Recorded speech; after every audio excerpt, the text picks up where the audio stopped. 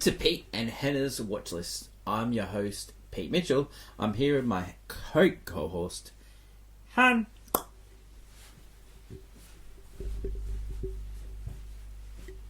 Nah. Hello, people. Hannah, we're here today for What's Next, the show where we help you figure out what to watch next. That's true. That was a really weird introduction. Probably not great for podcasting. No, the silence. Sorry, audio listeners. And also, even visual listeners. Like... Hannah, we're here today to talk about Longlegs and Sting.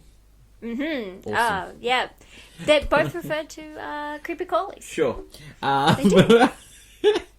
But before we begin, let us tell the viewers and the listeners what they should do. Pretty please leave a like and subscribe to our channels. Subscribe. Leave a comment down below. Any of your feedback, good or bad. You know, tell us your favourite show so far this week. Yeah, what do you think of the intro?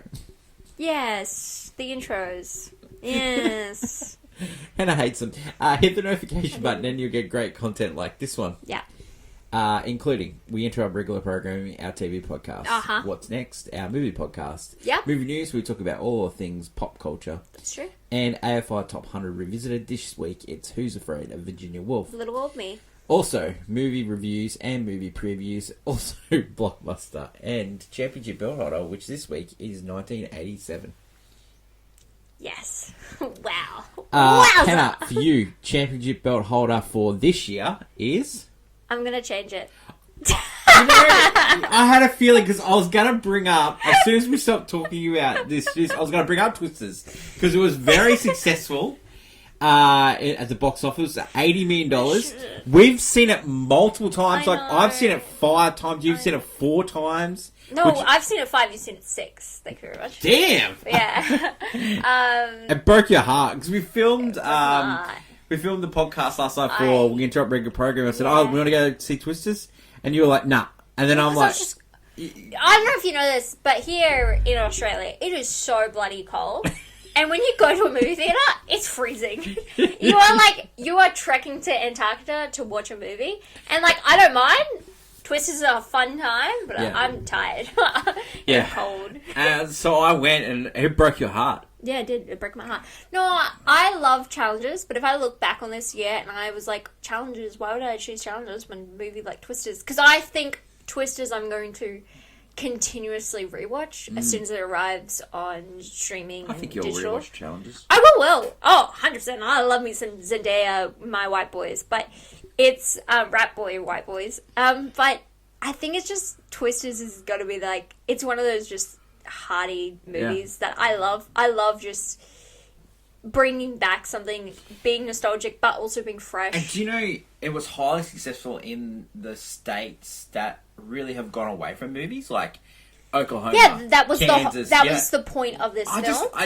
And Lee Isaac Chung, he said, because originally this movie, when it was written, when it was written, it was going to be heavily based in climate change, and he said no because people want to go to the movies, not be preached. They just want to have a good time, and that movie is a good time. Yeah, because I think the first one deals a lot more with the idea of how Twisters and the weather. This one is more like a fantastical way of Twisters. I think it's a lot more thrill ride version of it. And another thing about Twisters, and a lot of people have seen it now, so let us know if you have seen it and what your thoughts are, is that the soundtrack getting a big pump. You know? It's soundtrack coming out. It's an original soundtrack. A lot of famous the ad before the movie is the soundtrack. They're mostly newer country artists who have been going for a while and are very popular in different sides of the country, and it's just showing we needed you need a movie like Twisters every so often. I'm really looking because it just refreshes the mind and not everyone's going to enjoy it, but the people who do love this film. I'm really looking forward to what Lee Isaac Chung does next. Yeah. I'm really looking forward to it. It's like a hearty meal. Another thing that I wanted to bring up about Twisters, and this is a great time because we were talking about it, is your boy, Steven Spielberg. Oh, Senior Spielberg, It was his idea to cut the kiss. Yeah, I'm all for it. You know why? Here's why. Mate, I've seen the kiss and it's amazing. The kiss is amazing, but in these movies, all those movies that had they fell in love when it was the most high tension moment. And Speed. Like Twisters. Speed. But what happens in Speed 2? They didn't end up together because it was just in the I reckon moment. they're going to get back together. But here's the thing with... we haven't seen Speed 3 it's yet. like, these two are not in a relationship. They have a really, like, good chemistry and a blessing. It's not a great image to be like, oh, yeah, I've known you for, like, 10 days or such, like a week, and now we're making out in an airport, like, because I don't want you to go. It's not... Like, I love it. It's a cliche moment we all love, but... I don't always need it. I mean, we saw Glenn Powell smooching... I don't always need it. Well, we saw him smooshing not long ago. Like, we don't need... Twice. If people were like, oh, and he didn't even take his shirt off. I'm like, dude, it's like the guy... White t-shirt. He's walking in the rain with a white t-shirt and a white cowboy hat. I don't... Sometimes that's the image you need. Yeah. You don't need the whole picture. Yeah. You can play Call the imagination. imagination. Like, guys, that's how good this movie is. Yeah, well, I just love how Steven Spielberg, I think he's lost his fastball. Like, I don't know. I know people get upset about the kiss, but I kind of like it. It makes the movie, you think about it, you're like, what if they kissed? Yeah. And it's another thing you think about this movie. It's good. I just like the bit where she says, if you feel it, chase it, and then he finally... It takes him for ages to work out. Because he's frowning. He's like a puppy dog who lost. It's like, what do you mean? So you've changed it. Twisters is your championship belt holder. Yeah, it has to be. I was thinking in the cinema last night, and I was like, oh, what should I do? And you know what? I was thinking, Civil War stayed with me, and I'm still thinking about it. And I'm going to stick with Civil War. Yeah. I love challenges, don't get me wrong, but I have to give it to Twisters. I felt it and I chased it.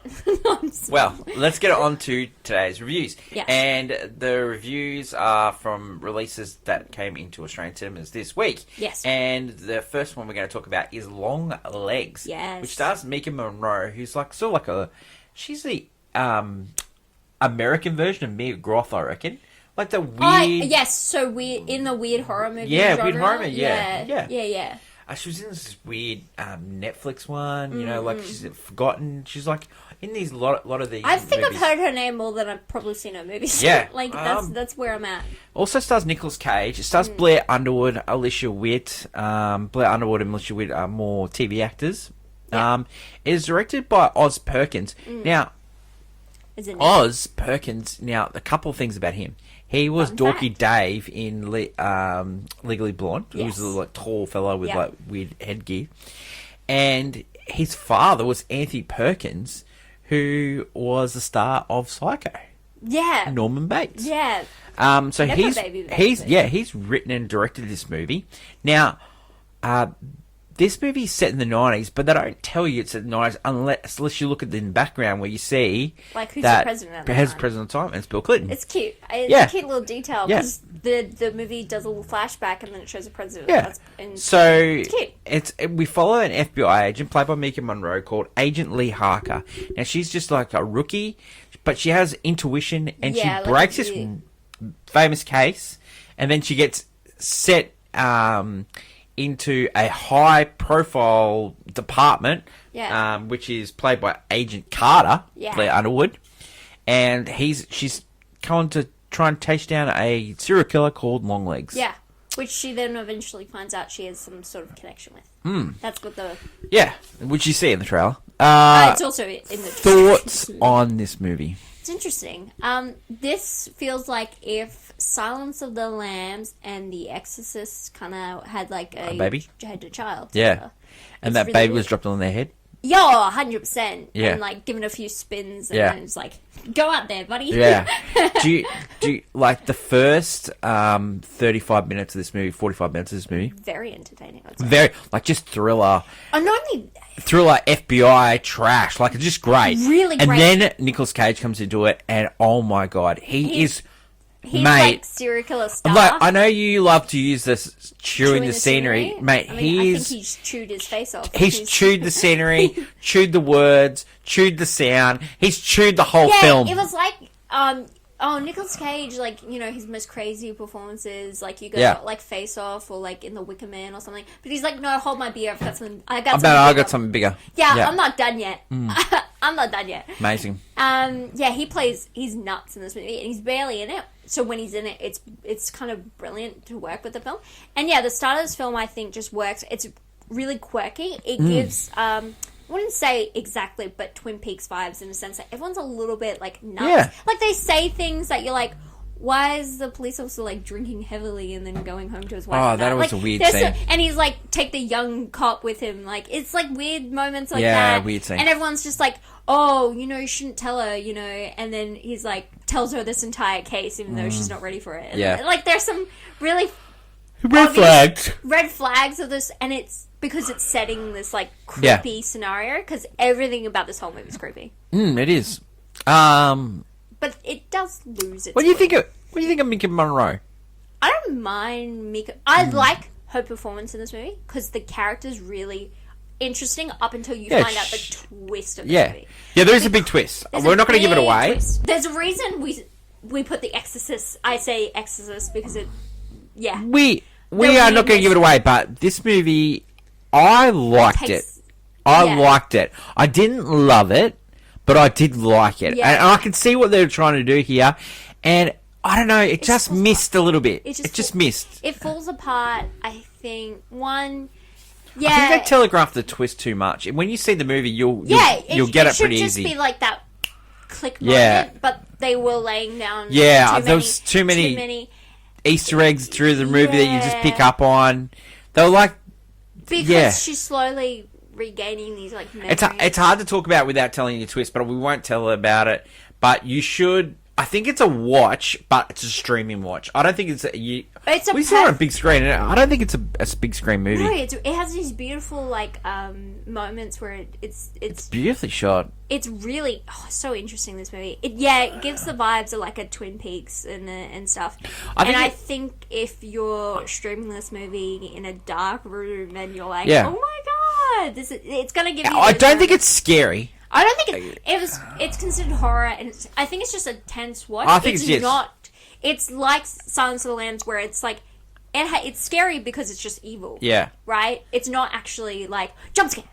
There are probably moments, but no. I'm not scared. I think the first half of this movie, it's a great thriller trash movie, and it's brilliant. But then Nicolas Cage comes in, and it just becomes like a caricature of himself. So you're like, but I loved it. I loved it. I think I loved it because I think you needed to just have that bit of probably until you meet. Yeah. Till you finally capture the guy. Yeah. Maybe not laying the groundwork. It laid the groundwork too much to go twist. For me, it's I play it on my phone. And it's a watch when you get it at home. Watch on streaming. That is Longlegs. Cool. The other movie that I saw was called Sting. Yeah. This is about spiders. It's about a spider. Yeah. It's sort of like a mutant spider. Yeah, I called it, it had Clifford the Big Red Dog syndrome, where it just grew. Oh, okay. That's what I garnered from it. I wasn't too keen to watch. Oh, not very fun. So the guy that did this movie is Kia Roach Turner. Now he did like Necrotronic. He also did Wormwood Chronicles, stuff like that. Not good vibes. Not good vibes. Not good vibes. Not good vibes. No.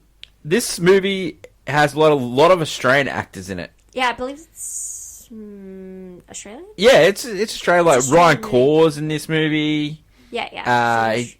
Another Aussie horror movie, kind of thing.